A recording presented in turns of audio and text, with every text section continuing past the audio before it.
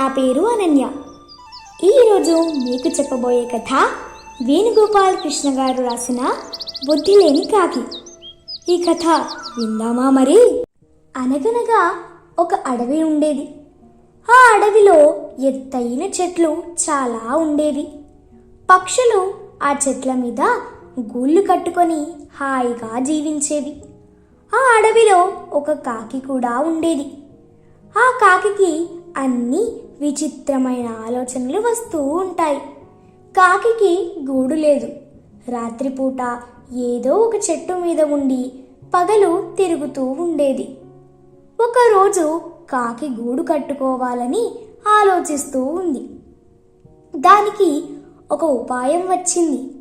అదేమిటంటే, నేను నా గూడు అందరిలా చెట్టు పైన కాకుండా నేల మీద కట్టుకుంటాను అనుకొని కాకి అడవిలో తిరుగుతూ పుల్లలు ఏరుకోవడం మొదలుపెట్టింది. అవి తెచ్చి ఒక చెట్టు మొదల్లో పెట్టింది. అలా చాలా పుల్లలు, గడ్డి తెస్తూ ఉంది. కాకి అవన్నీ తెచ్చి చెట్టు కింద పెట్టడం ఒక మేక చూస్తూ ఉంది. మేక కాకి దగ్గరకు వెళ్ళి, కాకి, ఏమిటి నువ్వు చెట్టు పైన కాకుండా ఇవన్నీ చెట్టు కింద పెడుతున్నావు అని అడిగింది. దానికి కాకి, ఎందుకంటే నేను అందరిలా చెట్టు మీద కాకుండా నేల మీద నా గూడు కట్టుకుంటాను కాబట్టి అని చెప్పింది. కాకి మాటలకు మేక ఆశ్చర్యపోతూ, నేల మీద కట్టుకుంటావా? నీకు మతిగాని పోయిందా? నీ గూడు చెట్టు మీద ఉంటేనే నీకు రక్షణ. ఇలా నేల మీదే ఉంటే ప్రమాదం నీ చుట్టూనే ఉంటుంది అని చెప్పింది.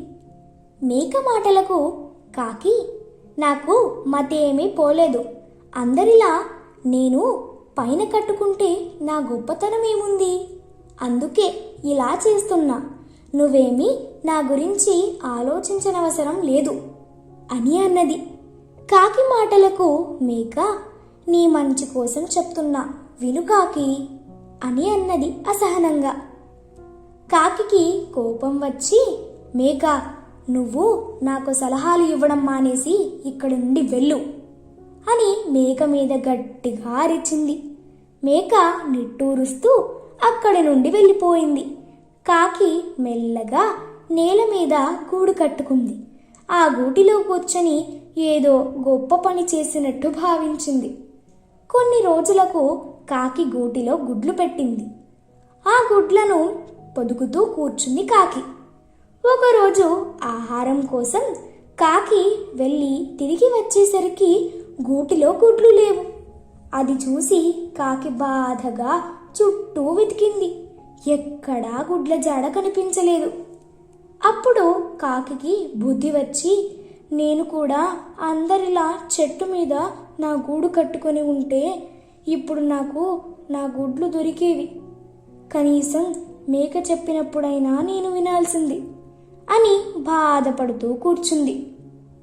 ఈ కథలోని నీతేమిటంటే, మనం ఒక్కోసారి తెలిసి తెలియక తప్పులు చేస్తాము. అప్పుడు పెద్దవాళ్ళు చెప్పిన సలహా వినడం మంచిది. లేకుంటే నష్టపోయేది మనమే. అర్థమైంది కదా? మళ్ళీ మరో కథతో కలుస్తాను. బాయ్.